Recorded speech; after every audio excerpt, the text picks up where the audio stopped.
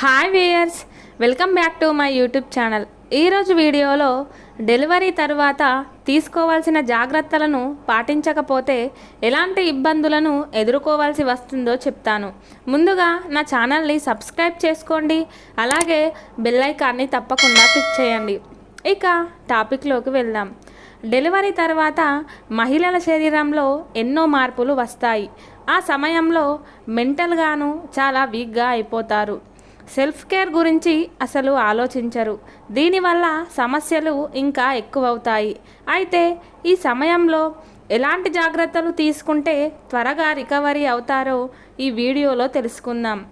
Delivery తర్వాత బిడ్డకు పాలు ఇచ్చి పోషకాలు అందించడం ఎంత ముఖ్యమో తల్లి కూడా అంతే స్థాయిలో పోషకాహారం తీసుకోవడం ముఖ్యం.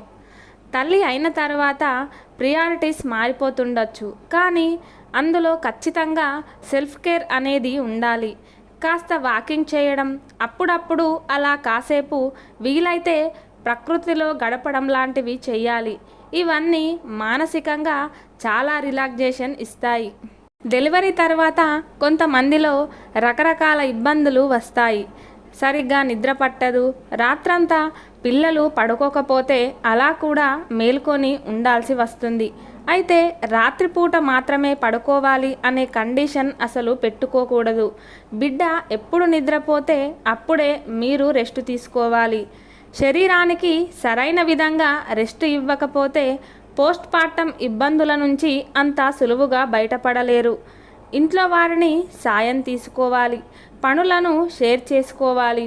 ఇలా విశ్రాంతి తీసుకుంటే త్వరగా రికవరీ అయ్యేందుకు అవకాశాలుంటాయి. తర్వాత బాడీకి ఎనర్జీ ఎక్కువ మొత్తంలో అవసరం కాబట్టి బ్యాలెన్స్డ్ డైట్ తీసుకోవాలి. ఐరన్, కాల్షియం ఎక్కువగా ఉండే ఫుడ్ తీసుకోవాలి. వీటిని తినడం వలన బిడ్డకు పాలు కూడా బాగా అందుతాయి.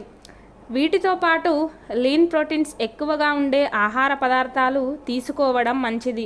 ఫైబర్ ఎక్కువగా ఉండే ఆహారం మరియు పండ్లు తీసుకోవడం వంటివి చేయాలి. వీటి వల్ల డైజెషన్ సమస్యలు తగ్గుతాయి. డెలివరీ తర్వాత ఖచ్చితంగా చెవులల్లో దూదిని పెట్టుకోవాలి, లేకపోతే హెడేక్, జలుబు, దగ్గు వంటి సమస్యలు వస్తాయి. ఇంకా ఎలాంటి జాగ్రత్తలు తీసుకోవాలో మీ ఇంట్లో ఉండే పెద్దవారిని సలహా అడిగి ఆ పద్ధతులను పాటించండి. చూశారు కదండి, డెలివరీ తర్వాత ఎలాంటి ప్రికాషన్స్ని తీసుకోవాలో. నా వీడియో కనుక మీకు నచ్చినట్లయితే మరిన్ని వీడియోస్ కోసం నా ఛానల్ని ఫాలో చేయండి.